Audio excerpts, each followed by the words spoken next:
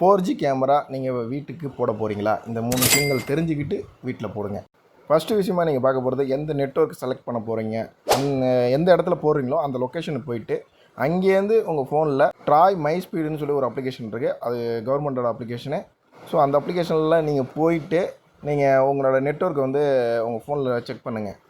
So Jio இருந்தாலும் Jio check பண்ணுங்கள், இல்லைனா ஏர்டெல் செக் பண்ணுங்கள். நம்ம பார்க்க வேண்டிய விஷயம் என்னென்னா, அப்லோட் ஸ்பீடு எதில் நல்லா இருக்குங்கிறது தான் பார்க்கணும். ஏன்னா அப்லோடு தான் ரொம்ப முக்கியமான விஷயம்.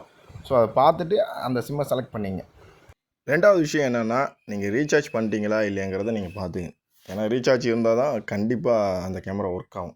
மேக்ஸிமம் கஸ்டமர்ஸ் வந்து ரீசார்ஜ் பண்ணாமையே கேமரா ஒர்க் ஆகலை அப்படின்னு சொல்லி கம்ப்ளைண்ட் பண்ணுவாங்க. ஸோ நீங்கள் வந்து ஏர்டெல் அந்த கேமராவில் ஏர்டெல் சிம் போட்டிருக்கீங்கன்னா, ஏர்டெல்லுக்கு ஏர்டெல்னு சொல்லி ஒரு அப்ளிகேஷன் இருக்குது, மை ஏர்டெல்னு. ஜியோக்கு மை ஜியோன்னு சொல்லி ஒரு ஆப் இருக்குது. அந்த 2 இதுலேயும் உங்கள் புது சிம் வாங்கினோன்னே அதில் போட்டு ஒரு ஓடிபி போட்டு அதை எடுத்து உங்கள் ஃபோனில் வச்சிங்க. அப்போ ரீசார்ஜ் ஆகிடுச்சா இல்லையாங்கிறது உங்களுக்கு கரெக்டாகவே தெரியும். அதில் டேட்டா ஒர்க் ஆகுதா இல்லையாங்கிறது உங்களுக்கு தெரியும். ஸோ 3வது விஷயங்கிறது பவரை வந்து ஆனில் இருக்கா இல்லையாங்கிறத பார்த்துங்க. அந்த இடத்துல வந்து பவர் ப்ராப்ளமாக இருக்கலாம், பவர் கட்டாக இருக்கலாம். ஸோ இதனாலமும் கேமரா எடுக்காது.